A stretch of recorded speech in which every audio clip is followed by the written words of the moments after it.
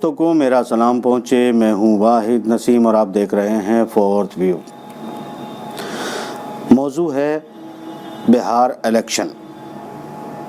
Bihar election में क्या हुआ क्या नहीं हुआ ये अभी बहस का मौजू रहेगा और लोग इस पर तरह तरह की बातें करते रहेंगे। बहुत सारे इसमें एंगल निकल कर आएंगे। कोई कहेगा इसने हरवा दिया, कोई कहेगा उसने जितवा दिया, कोई कहेगा ईवीएम में तकलीफ़ थी, कोई अपनी अपनी नज़रियात पेश किए जाएंगे। बड़े बड़े इसमें एंगल्स निकल कर आएंगे और लोग अपनी अपनी बातों से अपने आप को सेटिस्फाई करेंगे, दूसरों को सेटिस्फाई करेंगे। कुछ लोग तनकीद करेंगे, कुछ लोग जो है मुखालफत करेंगे। यानी कि अजीब अजीब किस्म के एंगल जो है वो सुनने को मिलेंगे। अब मेरा चौथा नज़रिया क्या कहता है, मैं इस पर थोड़ी सी गुफ्तगू आपसे करना चाहता हूँ। बिहार के इस इलेक्शन पर मैं ये समझता हूँ कि जिस तरह से सर्वे आए, जिस तरह से लोगों का रुझान देखा गया, जो हालात यहाँ पर रहे, वो तमाम हालात इस तरफ इशारा नहीं करते थे कि यहाँ पर भारतीय जनता पार्टी को इतनी ज़्यादा सीटें मिलेंगी और यहाँ पर जेडीयू की सीटें भी कम हो जाएंगी और सिर्फ भारतीय जनता परफॉर्म करेगी। इस तरह का कोई इशारा इस जगह ग्राउंड रियलिटी में हमने अपने तमाम रिपोर्टर्स से बात की, ग्राउंड ज़ीरो पर बात की, लोगों के तासुर जानने की कोशिश की। हमें इस तरह का कोई इशारा नहीं मिला कि कोई इस तरह के हालात होने वाले हैं। अलबत्ता बिल्कुल साफ तौर पर ज़मीन पर दिखाई दे रहा था कि यहाँ गठबंधन ख़ास तौर से लालू प्रसाद यादव के बेटे तेजस्वी यादव का बड़ा जो है उरूज पर था। जो बिल्कुल ये कहा जा सकता है कि हर किसी की ज़बान पर था कि मुख्यमंत्री तेजस्वी यादव बनने जा रहा है और एक तरफा स्वैप जो है वो कर रहे हैं महागठबंधन। मगर नतीजा आप लोगों के सामने है, नेक टू नेक जो भी स्थिति हुई है। अब इसमें जो मुख्य पॉइंट निकल कर आ रहा है दोस्तों, जो मेरे ख्याल से आज हमारी बात का मौजू होना चाहिए, वो ये है कि कांग्रेस की तरफ से या फिर आरजेडी की तरफ से और कई एक्सपर्ट की तरफ से ये राय पेश की जा रही है कि इत्तेहादुल मुस्लिमीन, ऑल इंडिया इत्तेहादुल मुस्लिमीन ने जो है वो 11 सीटों पर 12 सीटों पर इसके असर डाला है जो हारी हैं, जिसकी वजह से ये चुनाव का नतीजे जो है वो बदल गए। इसके दो पहलू पर हम आते हैं।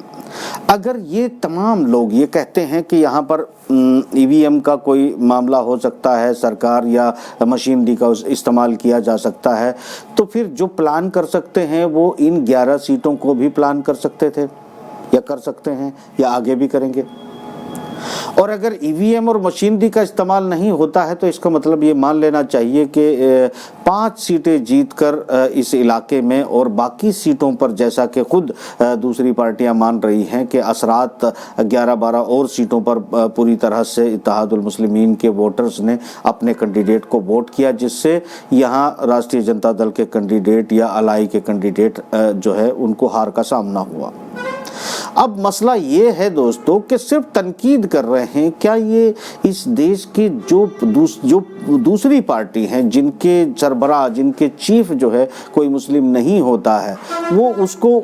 एक पार्टी होती है, उसके साथ अलाई कर लिया जाता है, उसके साथ गठबंधन कर लिया जाता है, उसको इत्तेहाद में शामिल किया जाता है, चाहे पहले से उसने एक भी सीट ना जीती हो, चाहे उसका राजनीतिक अस्तित्व सिर्फ 1 या 2 सीटों पर मौजूद हो, उसके बावजूद भी उसको जो है इत्तेहादों में शामिल किया जाता है। फिर ये ऐसी अछूत पार्टी क्यों माना जाता है इत्तेहादुल मुस्लिमीन, ऑल इंडिया इत्तेहादुल मुस्लिमीन को, कि इसके साथ हम कोई गठबंधन नहीं करेंगे, इसके साथ हम कोई समझौता नहीं करेंगे, भले ही ये कितनी भी सीटों पर असर डाल दे। देखिए बात साफ है कि आप लोगों को, ये राजनीतिक पार्टियों को ये तय करना होगा। आज ये बात समझ लीजिएगा कि बैरिस्टर असदुद्दीन ओवैसी ने वाज़ेह कर दिया है कि वो बंगाल के चुनाव भी लड़ने जा रहे हैं और यूपी के चुनाव भी लड़ने जा रहे हैं। इसका मतलब साफ है कि ये पार्टी अब नेशनल लेवल पर अब फाइट कर रही है। नेशनल लेवल पर महाराष्ट्र में अपने अमल दखल को जो है वो साबित किया। उसके बाद महाराष्ट्र की राजनीति में अपने आप को वहाँ से मेंबर ऑफ पार्लियामेंट और एमएलएस जीत कर ये साबित किया कि ये तेलंगाना और आंध्रा के बाहर भी इस पार्टी का अपना एक अस्तित्व है, वजूद है। उसके बाद अब बिहार में भी अमल दखल नहीं बल्कि 5 सीटें जीत कर 6वें नंबर पर अपने आप को स्टेट की पार्टी साबित करने के बाद भी अगर ये माना जाए कि सिर्फ इत्तेहादुल मुस्लिमीन से कोई समझौता नहीं किया जाएगा और बाकी सब पार्टियों के साथ अलाई किया जाएगा, तो मुझे लगता है कि फिर इन तमाम पार्टियों को ये कहने का नैतिक अधिकार नहीं है कि यहाँ ऑल इंडिया इत्तेहादुल मुस्लिमीन ने यानी AMIM ने किसी पार्टी को हरवाया या किसी मोर्चे को जितवाया। चूंकि मोर्चे में तुम शामिल कर सकते हो अगर तुम चाहो तो ईमानदारी से, या तो फिर ये कह दें कि तमाम जितनी भी पार्टियां हैं वो भारत के मुसलमानों को सिर्फ एक लंगड़ा लूंजा वोटर मानती हैं, उनके वजूद को, उनके राजनीतिक अस्तित्व को स्वीकार करने के लिए तैयार नहीं है। उनमें से सिर्फ चंद जो उनके गुलामी करने वाले मुस्लिम नाम के नेता हैं उनको वो अपनी पार्टियों में शामिल करके मुस्लिम चेहरा दिखाने की सिर्फ जरूरत कर सकते हैं। इससे ज़्यादा वो मुसलमानों को अहमियत देने के लिए तैयार नहीं है भारत में। तो इसका मतलब ये है कि क्या फ़र्क समझे ये मुसलमान क्या फ़र्क समझे भारतीय जनता पार्टी जो खुलकर मुसलमानों के खिलाफ है उनमें, और वो लोग जो मुसलमानों का वोट लेने के लिए मुसलमानों के हिमायती बनने का दम भरते हैं, क्या फ़र्क है उन पार्टियों में और भारतीय जनता पार्टी में कि वो सिर्फ वोट हासिल कर सकते हैं, वजूद को तस्लीम नहीं कर सकते। वो सिर्फ ऐसे लीडरान को ले सकते हैं जो उनके कहने पर हाथ उठाए। देखिए, एक बात आपको मैं याद दिला दूं जो बहुत इंपॉर्टेंट बात है, अब समझने की बात है। बहुत ही कदावर नेता उत्तर प्रदेश में माने जाते हैं आज़म खान साहब। उनकी अहलिया जो है वो मेंबर ऑफ पार्लियामेंट अपर सदन की जो है राज्यसभा की मेंबर, जब यहाँ पर वोट करने का नंबर आया, ये बिल था 3 तलाक, और इस बिल पर चूंकि समाजवादी एजेंडा, चूंकि उसके मालिक जो है वो मुख्यमंत्री या पार्टी के अध्यक्ष अखिलेश यादव या मुलायम सिंह यादव या फिर उन्हीं के लोग जो हैं वो तमाम मामल दखल रखने वाले हैं, तो वो अपनी पार्टी के जो उनका विहिप जारी हुआ या उनके जो एजेंडा जो सेट हुआ वो ये हुआ कि हम इस पर वॉकआउट करेंगे, यानी न इसके खिलाफ वोट करेंगे न इसके समर्थन में वोट करेंगे और वॉकआउट करेंगे। जबकि यहाँ पर अगर एक कदावर नेता, जिसे मुसलमानों का नेता जो है तस्वुर किया जाता है उत्तर प्रदेश के अंदर, अगर उनकी अहले हयात को सिर्फ जो है अपनी पार्टी के हुक्म पर वॉकआउट करना पड़ता है, तो इसका मतलब साफ है कि तुम्हें सिर्फ और सिर्फ चमचे चाहिए जो तुम्हारे हुक्म के गुलाम हो। ऐसे मुसलमानों के नाम चाहिए जो तुम्हारे नाम के, तुम्हारे इशारों पर चले, और तुम जो है सिर्फ सेकुलर बनकर बेवकूफ़ बनाने का काम 70 सालों से मुसलमानों का करते आए हैं, वो 70 साल और आगे अब जारी रखना चाहते हैं। तो यहाँ एक बात मैं बिल्कुल वाज़ेह तौर पर मानता हूँ कि यहाँ ऑल इंडिया इत्तेहादुल मुस्लिमीन ने पूरी तरह से एक चुनौती पेश की है। अगर ये 11 वोटों में, मैं स्वागत करता हूँ, मैं खैर मकदम करता हूँ कि यहाँ पर अगर जो है राष्ट्रीय जनता दल को, कांग्रेस को अगर 11 सीटों पर MIM की वजह से जो है शिकस्त मिली है तो मैं इसका खैर मकदम करूँगा। क्योंकि एक बात याद रखिएगा, मैंने पहले ही कहा है कि यहाँ अगर जो पार्टी EVM मैनिपुलेट कर सकती है वो 11 सीटों का भी कर सकती है, 21 सीटों का भी कर सकती है, 31 सीटों का भी कर सकती है। तो यहाँ ये बात तो बिल्कुल भी वाज़ेह नहीं होती है, क्योंकि मध्य प्रदेश में जो सीटें जीती गई है, जिन पर साफ तौर पर दिखाई दे रहा था कि यहाँ पर कांग्रेस जो है लीड कर रही है और वहाँ भारतीय जनता पार्टी फिर से जो है 16-17 सीटों पर जीत हासिल कर लेती है, तो साफ बात है कि जो खेल खेला जा सकता है वहाँ MIM हो या ना हो, इससे फर्क नहीं पड़ता। MIM का अपना वजूद है। अगर हमारी, सीधी बात है, एज ए मुसलमान अगर हमारी आवाज़, मेरी वॉइस अगर जो है पार्लियामेंट में जाती है, असेंबली में जाती है, और वो जो कहती है, आवाज़ उठाती है, बुलंद होती है, जो कुछ भी कही जाती है वो आज़ाद आवाज़ है, वो किसी अखिलेश यादव के हुक्म पर चलने वाली आवाज़ नहीं है, वो किसी तेजस्वी यादव के हुक्म पर जो है एक्ट नहीं करने वाली है, वो कोई भारतीय जनता पार्टी के जो मुस्लिम चेहरे हैं उनकी तरह वो हुक्म पर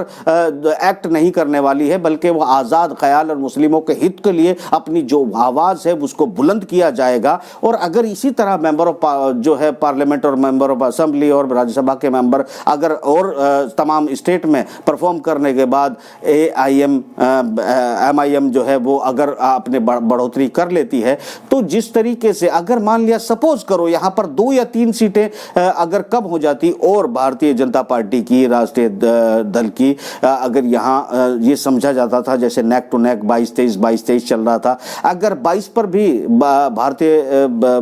ये जनता पार्टी का गठबंधन जो है वो अगर यहाँ इतनी सीट ले पाता तो एमआईएम सरकार बनाने में कितना बड़ा रोल अदा कर सकती थी, ये बात तमाम लोगों को जहन में रखनी चाहिए। और सिचुएशन जो है, चूंकि इसी तरह के मैंडेट अगर चारों तरफ आते हैं, दिखाई देते हैं, अगर बंगाल में भी आते हैं, उत्तर प्रदेश में भी इस तरह के मामलात होते हैं, तो फिर क्यों ना एक आज़ाद आवाज़ जो है मुसलमानों की होनी चाहिए। क्यों ना एक पार्टी जो है, अगर दलित अपनी पार्टी में यहाँ मायावती को अपना लीडर मान सकते हैं तमाम देश के अंदर, अगर तमाम जो कट्टर हिंदूवादी लोग हैं वो भारतीय जनता पार्टी को अपना बिल्कुल खुलकर चेहरा मान सकते हैं, धार्मिक चेहरे के तौर पर पार्टी को देख सकते हैं, और अगर सिर्फ यादवों की पार्टी को अपना जो है चेहरा मान सकते हैं, ठाकुरों की जो है तायद कर सकते हैं, मुसलमानों का क्या दुश्मनी है आपको कि उनको जो है सिर्फ आप गुलाम बनाना चाहते हैं, उनको सिर्फ पूंछ हिलाने वाला देखना चाहते हैं, तुम्हारे कपड़े लपेटने वाला चाहते हैं, तुम्हारी दरियां बिछाएं ये काम करवाना चाहते हैं। आखिर मुसलमान कब तक तुम्हारी दरियां बिछाते रहेंगे और तुम्ही को वो नौटंकी करने के लिए रोजा अफ्तार में बुलाकर, तुम कौन सा रोजा रखते हो? अरे रोजे की महफिलों में तुमको बुलाकर तुम्हारे सरों पर टोपी पहनाकर खुद अपने सरों पर टोपी पहनते रहेंगे। ये बेवकूफ बनाने का काम कब तक चला रहेगा? और वो दानिश्वर, वो लोग, वो पार्टियां, मैं उनको चुनौती देता हूं कि ये क्या बकवास करते हैं कि फला एमआईएम को क्यों अधिकार नहीं है चुनाव लड़ने का? वो हर जगह, मुझे लगता है कि हर जगह हर सीट पर चुनाव लड़ना चाहिए। अगर तमाम पार्टियां हारती हैं तो उनको हारने देना चाहिए, तो हमें कोई फर्क नहीं पड़ता। भारतीय जनता पार्टी हर जगह सरकार बना चुकी है, केंद्र में एमआईएम की वजह से सरकार नहीं बनाई है, उत्तर प्रदेश में एमआईएम की तरफ से सरकार नहीं बनाई है। आज सिर्फ बिहार का नाम ले सकते हो। अब मुझे लगता है कि भारतीय जनता पार्टी बंगाल में बहुत बढ़ोतरी हासिल करने वाली है, उसमें एमआईएम का रोल नहीं होगा, मगर एमआईएम को डिफीट करना चाहिए, अपने मेंबर्स को लेना चाहिए। कम से कम 2-4 इलाकों में, 10-20 जिलों में कम से कम जो है मुस्लिमों के अपने प्रतिनिधि, जिनको जो है आसानी से जेल में नहीं भेजा जा सकता, जो पुलिस स्टेशन में जाके अपने लोगों की बात उठा सकते हैं, जो सदन में अपनी बात उठा सकते हैं, अपने लोगों की हिमायत कर सकते हैं, इतनी पोजीशन में तो कम से कम कानूनी तौर पर उनको बनने दीजिए। वो गुलाम भी तुम्हारे रहे, तुम्हारे दरवाजों पे बैठे रहे, तुम मूढ़ा बड़ा बचाकर होका भर के बैठो, वो तुम्हारी चिलम भर के लाए, तुम महफिलें बनाओ, वो तुम्हारी दरिया बिछाए। ये तमाम स्थितियों में क्या मुसलमान को समझ रखा है, क्या बनाने जा रहा है? और ऐसे मुसलमानों को मैं बिल्कुल जो है उनकी मुखालफत करता हूं, जो ये कहना चाहते हैं कि भारतीय जनता पार्टी के एजेंट एमआईएम है और फला की एमआईएम है। तो तुम्हें 70 सालों में क्या हासिल हुआ है वो जवाब दें पहले, इससे पहले कि 70 सालों में। मैं अभी एक सवाल दिया है ये बकवास करने से पहले कि इसकी एजेंट है और उसकी एजेंट है, मैंने सबूत पेश किया है। जो सबसे बड़ा लीडर माना जा सकता है हिंदुस्तान के अंदर, आजम खान, उनकी अहले हयात को 3 तलाक बिल पर वॉकआउट करना पड़ता है, चूंकि उनके मालिक, उनके आकाओं का हुक्म था। और ये आकाओं का हुक्म मानने की जिम्मेदारी मुसलमानों की क्यों है? ये सवाल उठता है। आगे आने वाला दिन बदलाव का है, हालात बदलाव के हैं, सूरत हाल बदलनी चाहिए। देखिए, बड़ी सीधी बात है, खुलकर मैदान में आपको खेलना होगा, क्योंकि पूरी तरह से, माफ कीजिएगा, एक बहुत ऐसी बात मैं आप लोगों को कहने जा रहा हूं जो बहुत कड़वा सच है, जिसे तस्लीम करें तो अच्छा, ना करें तो अच्छा, इससे मुझे कोई फर्क नहीं पड़ता। मैं एक बात आपको वाजे कर देता हूं, अगर हिंदुस्तान में आज जातिवाद खत्म कर दिया जाए, अगर आप दलित, महादलित, पिछड़े, ओबीसी, शूद्र और ये तमाम जातिवाद का खेल अगर आप हिंदुस्तान में खत्म कर दें, तो यकीन मानो कि भारतीय जनता पार्टी को इस देश की तमाम बर्बादियां और तबाही कर देने के बाद, इस देश को खड्डे में, कुएं में दफन कर देने के बाद भी यहां इस पार्टी को कोई हरा नहीं सकता। सबका सब, पूरा का पूरा वोट जो है वो भारतीय जनता पार्टी को मिलेगा, चूंकि हिंदू हृदय में इस वक्त भारतीय जनता पार्टी बसती है। ये सच्चाई है, चाहे उसे कोई वोट करे या ना करे, क्योंकि ये कड़वा सच आप अगर तस्लीम नहीं करते हैं तो आप बहुत बड़ा धोखे में हैं। चूंकि वो चाहे 1% हो या 2% हो या 3% हो, soft corner Bharatiya Janata party के मन में रखते हैं। अगर वोट डिवाइड होता है तो सिर्फ जातियों के आधार पर होता है, और जातियों के आधार पर चूंकि उनकी पार्टियां लड़ रही हैं आपस में, एक तकरार जातियों के अपर नीच ऊंच, इस आधार पर जो भी खेल खेला जा रहा है, वो खेल अगर खत्म कर दिया जाए तो भारतीय जनता पार्टी को 100 साल तुम हरा ही नहीं सकते। और एक बात आप समझ लीजिएगा, ये सब बातें मैंने इसलिए कही है कि बहुत सारे सवाल उठेंगे एमआईएम को लेकर, बहुत सारे सवाल उठेंगे कि आखिरकार 5 एमएलए जो है वो एमआईएम पार्टी के क्यों हो गई। यहां मैं मुस्लिमों की पार्टी की बात नहीं कर रहा हूं, मैंने कयादत मुस्लिम की बात की है। यहां पर मायावती का अहम रोल रहा है, है, यहाँ पर उपेंद्र कुशवाहा का बहुत बड़ा अहम रोल रहा है, और यहाँ पर गैर मुस्लिम जो हैं उन लोगों ने बहुत कैंपेन किया है और सबने मिलजुल कर एक हिंदुस्तानी पार्टी को जिताया है जिसका सरबराह जो है वो एक मुस्लिम है, जिसका अध्यक्ष एक मुस्लिम है। और सबसे बड़ी बात, चूंकि देखिए ये बात मैंने कहा कि आप अगर किसी पार्टी में जाते हैं, भारतीय जनता पार्टी में जाएं, कांग्रेस में जाएं, उनका जो बेसिकली कमान होती है, वो कमान जो हुक्म पार्टी को जो जारी करेगी, तमाम पार्टी के मेंबर्स को उसी हुक्म को फॉलो करना पड़ेगा। यही सबसे बड़ी वजह है कि तुम्हें इस वक्त जो है, अगर मुसलमानों को ये ठेका है कि भारतीय जनता पार्टी को दूर रखने का ठेका और टेंडर सिर्फ मुसलमानों के नाम है, ये तमाम दलित नहीं बचाएंगे, यादव नहीं बचाएंगे, जो है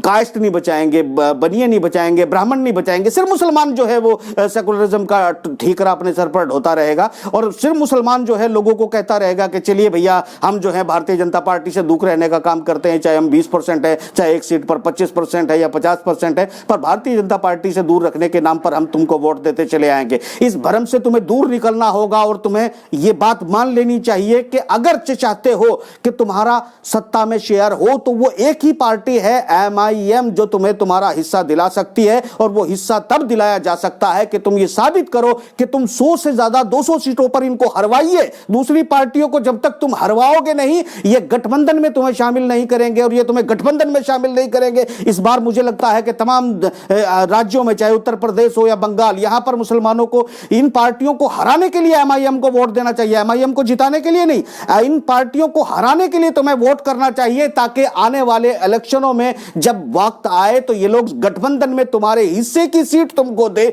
और तुम्हारे हिस्से की मिनिस्ट्री तुम्हारे लिए काम करे, और तुम्हारे हिस्से का जो लोकतंत्र में तुम्हारा हिस्सा होना चाहिए वो हिस्सा मजबूत हो सके, वो हिस्सा कायम रह सके, और उस हिस्से की इज्जत हो सके। तुम दरिया ना बिछाओ, तुम उनको टोपियां पहनाकर खुद टोपियां ना पहनो, तुम उनके लिए खाने बनाकर दस्तरखान सजाकर उनकी चमचागिरी ना करो। तुम सिर्फ सेकुलरिज्म को ढोने के लिए उनके लिए वोट करते रहे और ताने सुनते रहे और गालियां खाते रहे और फिर उन्हीं को वोट देते रहे। इस अजाब से तुमको बाहर निकलना चाहिए और अपनी सोच बदलनी चाहिए। बड़ी सीधी सी बात है, बड़ा सीधा सा खेल है। बिहार के लोगों ने एक बड़ा कमाल का काम किया है। मैं कहता हूं, मैं उन 11 वोटों पर जहां आरजेडी हारी है उस पर स्वागत करता हूं उन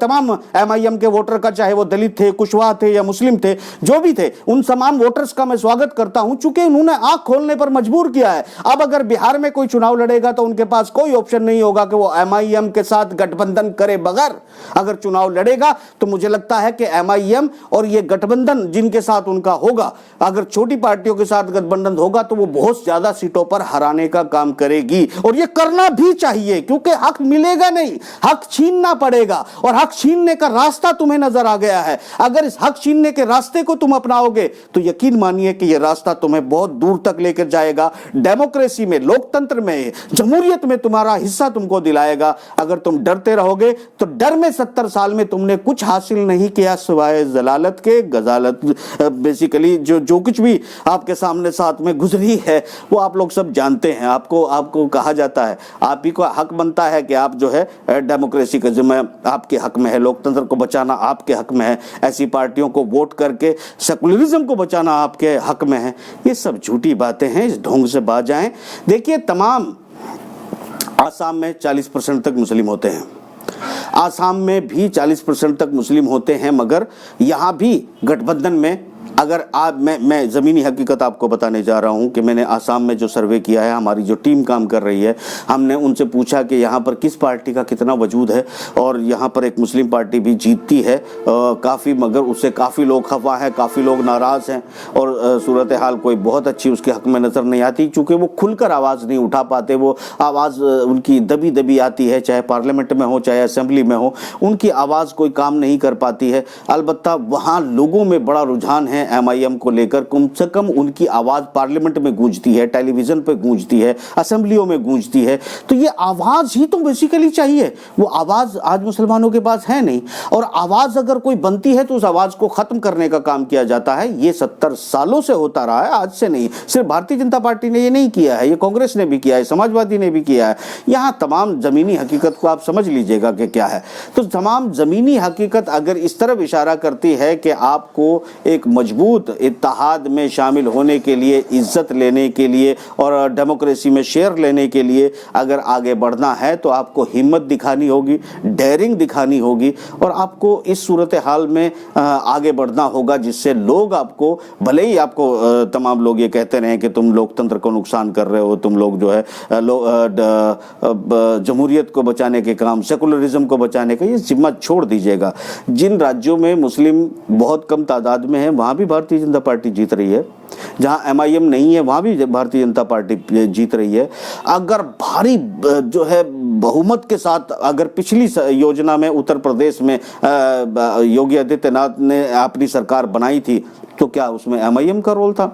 नहीं। मगर इस बार समाजवादी और बसपा और कांग्रेस को आईना दिखाने के लिए मुझे लगता है कि ज्यादा से ज्यादा सीटों पर उत्तर प्रदेश में पहले से ही माहौल बनाकर ऐलान करना चाहिए ताकि इत्तेहाद करने के लिए तो मजबूर हो या फिर हारने के लिए तैयार रहे। बंगाल में भी इसी तरह ज्यादा से ज्यादा सीटों पर लड़ने की बात करनी चाहिए ताकि देखिए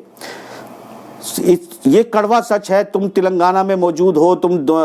आंध्रा में मौजूद हो, तुम साउथ में मौजूद हो, नॉर्थ में मौजूद हो, जहां भी मौजूद है, भारतीय जनता पार्टी केंद्र में रहते हुए इन तमाम राज्य सरकारों में इतनी पकड़ अपनी मजबूत बनाए हुए है कि वहां पुलिस प्रशासन जो चाहता है वो करता है। मुसलमानों के साथ भेदभाव सिस्टम की तरफ से हर स्टेट में हो रहा है, चाहे वहां कांग्रेस की सरकार हो, चाहे बीजेपी की सरकार हो, चाहे किसी रीजनल पार्टी की सरकार हो, कहीं कोई स्टेट अछूता नहीं है। चूंकि तुम्हारी मुखर आवाज नहीं है, तुम्हारी इकलौती कोई मजबूत आवाज नहीं है जो जाकर खड़ी हो सके। चूंकि अगर एक आम आदमी जाता है तो पुलिस वाले उस पर लठ उठा लेते हैं, वहां पर उसे डीजीपी धमकाते हैं, वहां पर पुलिस भी। अगर ये बात, अगर किसी मेंबर ऑफ पार्लियामेंट को, मेंबर ऑफ असेंबली को किसी तरीके से टॉर्चर किया जाता है, उसकी आवाज को नहीं सुना जाता, तो ये बात इंटरनेशनल लेवल पर जाती है। ये बात काउंट होती है कि इस देश में यहां फ्रीडम ऑफ स्पीच है कि नहीं, फ्रीडम ऑफ एक्सप्रेशन है कि नहीं, अंतरराष्ट्रीय लोगों को एक न्यूज बनती है अगर कोई चुना हुआ प्रतिनिधि के साथ में किसी तरह की ज्यादती की जाती है।